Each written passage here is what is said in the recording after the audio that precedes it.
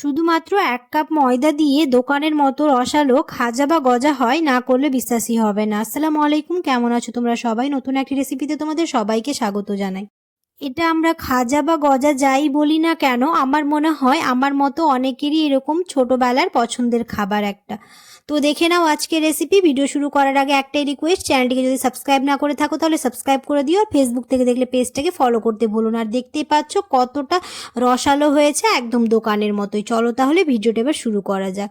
তো আমি এখানে মিক্সিং বলে 1 বাটি নিয়েছি হচ্ছে ময়দা, আর দিয়ে দিলাম হচ্ছে স্বাদ অনুযায়ী নুন। তারপর দিয়ে দিলাম হচ্ছে এখানে 2 চা চামচ ঘি। তোমরা চাইলে এখানে সাদা তেলও দিতে পারো, আমি এখানে ঘি দিয়েছি। দিয়ে খুব ভালোভাবে এটা মিক্স করে নেব, খুব ভালোভাবে মিক্স করে নেব যাতে ঘিটা পুরোপুরি ময়দার সাথে মেল্ট হয়ে যায়। আর আমি একবার চেক করে নেব যে ঘিটা খুব সুন্দরভাবে ময়দার সাথে মেল্ট হয়েছে কি না। এরকম হয়ে আসলে তাহলে ভাববো যে খুব ভালোভাবে মেল্ট হয়ে গেছে। এবার একটু একটু করে জল নিয়ে একটা ব্যাটার বানিয়ে নেব।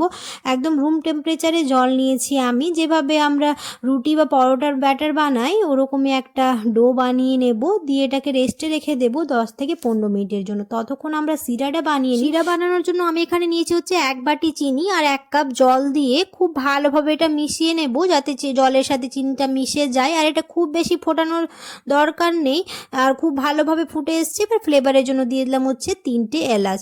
আর এটা তোমরা চাইলে স্কিপও করতে পারো। দিয়ে খুব ভালোভাবে যখন এটা সবগুলো মিশে যাবে, আর যাতে ঠান্ডা হয়ে যাওয়ার পর চিটচিটে ভাব না হয় তার জন্য এখানে দিয়ে দিব হচ্ছে লেবুর রস। লেবুর রস দিয়ে একটু মিশিয়ে নিলে হয়ে যাবে আমাদের শিরাটা রেডি। চিনি শিরা বানানো হয়ে গেছে, আর আমাদের এটা 15 মিনিট হয়ে গেছে। কতটা সফট হয়েছে দেখতেই পাচ্ছ। এবার এটা আমি 5 ভাগে ভাগ করে নিয়েছি। এবার রুটি বা পরোটার মতো আমি বেলে নেব, যেভাবে আমরা রুটি বা পরোটা বানাই। তো আমি এখানে কর্নফ্লাওয়ার দিয়ে বেলে নিচ্ছি, আটা বা ময়দা দিয়ে নয়। দিয়ে এরকম করে বানিয়ে নেব। অনেকেই আছো ভিডিও দেখে চলে যাচ্ছ, সাবস্ক্রাইব করো না, অবশ্যই সাবস্ক্রাইব করে দিও। ফ্রেন্ডস আর ফ্যামিলির সাথে বেশি বেশি করে ভিডিওটা শেয়ার করে দিও, তাতে আমার ভিডিও বানাতে খুব ভালো লাগবে।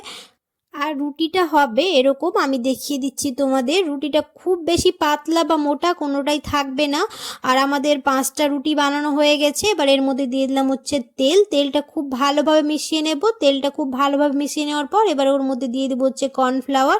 এরকম করে প্রত্যেকটা লেয়ারই সাজিয়ে দেব। তো একটা লেয়ার হয়ে গেছে। এবার এর মধ্যে এখন দিয়ে দিব হচ্ছে আরেকটা রুটি দেওয়ার পর আবার ওর মধ্যে দিয়ে দিব হচ্ছে তেল। তারপর তেল দিয়ে পুরোটা মিশিয়ে তার উপর দিয়ে দেবো হচ্ছে কর্নফ্লাওয়ার। এরকম করে প্রত্যেকটা লেয়ারই সাজিয়ে নেব। এই খাজা বা গজা বানাতে খুবই সহজ, মনে হয় অনেকটাই কঠিন। তো না, আজকের ভিডিও দেখে তোমরা খুব সহজে বানিয়ে ফেলতে পারবে। আশা করছি আমার আজকের ভিডিও তোমাদের খুব ভালো লাগবে। আশা করছি আমার আজকের রেসিপি তোমরা যে কেউ বানিয়ে ফেলতে পারবে, একদম পারফেক্ট দোকানের মতোই খাজা বা গজা। এটাকে কি বলে থাকো তোমরা অবশ্যই আমাকে কমেন্টে জানিও। আমরা তো খাজা বা গজা দুটোই বলে থাকি, তোমরা কি বলে থাকো অবশ্যই আমাকে কমেন্টে জানিও। তো এরকম করে প্রত্যেকটা লেয়ারই আমাদের সাজানো হয়ে গেছে, আর সব শেষে ওপরেও এরকম তেল আর কর্নফ্লাওয়ার দিয়ে দেব। দিয়ে খুব ভালোভাবে এটা রোল করে নেব। আমার মনে হয় অনেকেই ছোটোবেলায় এই খাবারটা খুব পছন্দ করত। তো এরকম করে এবার গোল গোল করে নেব, আর খুব ভালোভাবে আলতো হাতে করে নেব। এটা গোল গোল করার সময় আলতো হাতে করে নেব, বেশি চাপ দিয়ে করব না, তাহলে শেপটা খারাপ হয়ে যাওয়ার চান্স থাকবে। তো এরকম করে মুড়িয়ে এবার সবশেষে এরকম জল দিয়ে ভালো করে চেপে নেব, যাতে এটা খুলে না যায়। আর খুব ভালোভাবে গোল করা হয়ে গেলে এরকম হাতে একটু বেলে নেব, যাতে এটা খুব ভালোভাবে মুড়িয়ে যায়। পুরোটা এরকম গোল করে মোড়া হয়ে গেলে এরকম করে একটু বেলে নেব আর আলতো হাতে, তাহলে এটার খুলে যাওয়ার ভয় থাকবে না। খুব ভালোভাবে এটা জড়ো হয়ে যাবে। এবার এরকম করে কেটে নেব। এখানে তোমরা তোমাদের মতো শেপ দিয়ে তোমরা কাটতে পারো, একটু ছোট বা বড় এরকম করে কাটতে পারো। তো আমি এখানে প্রায় 8 থেকে 9 পিস এর মতো করে কেটে নিয়েছি।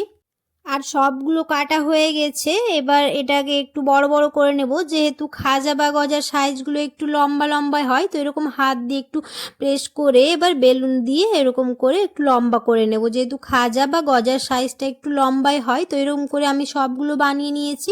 আর তেল খুব গরম হওয়া চলবে না, হালকা একটু তেল গরম হয়ে আসলে এবার এক এক করে কয়েকটা এবার এরকম করে ছেড়ে দেব।